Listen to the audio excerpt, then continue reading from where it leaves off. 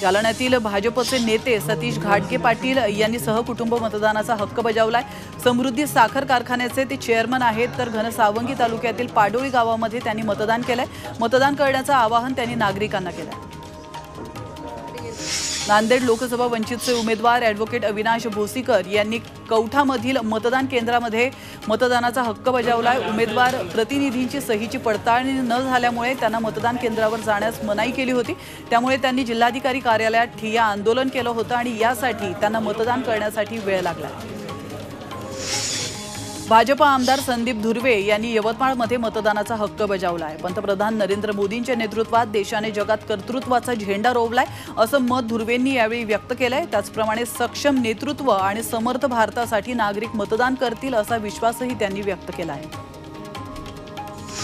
वाशिम शहरातल्या बाकलीवाल विद्यालयामध्ये बूथ क्रमांक 243 या मतदान अमृत नोनी गॅस्ट्रिन अपचन ऍसिडिटी गॅस्ट्रबल ह्यापैकी तुम्हाला कुठलाही गॅस्ट्रिक प्रॉब्लेम झाला उपाय एकच अमृत नोनी गॅस्ट्रिन। केंद्रावर ईव्हीएम बंद पडलं होतं। त्यामुळे 20 ते 25 मिनिटं मतदान प्रक्रिया बंद होती। तर मतदारांनी संताप व्यक्त करत मतदान केंद्र निरीक्षकांकडे तक्रार करून वेळ का लागतोय याचा जाब विचारलाय। बॅटरी बदलल्यानंतर मशीन सुरू झालं।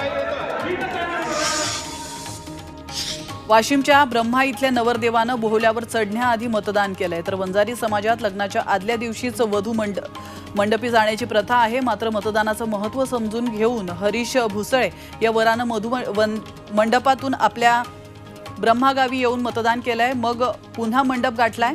तर याच गावातल्या प्रभू कोळेकर या वरानंही आधी लगीन लोकशाहीचं म्हणत मतदान करून मगच लग्नाची वरात काढली।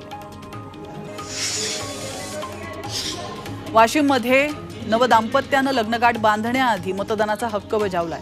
दोघेही लग्नाच्या पोशाखात मतदान केंद्रावर येऊन मतदान त्यांनी केलेलं आहे। या नववधूने विवाहाचे सर्व कार्यक्रम बाजूला ठेवत आधी मतदान केले आणि त्यांच्या या निर्णयाचं गावकऱ्यांनी मात्र स्वागत केलं।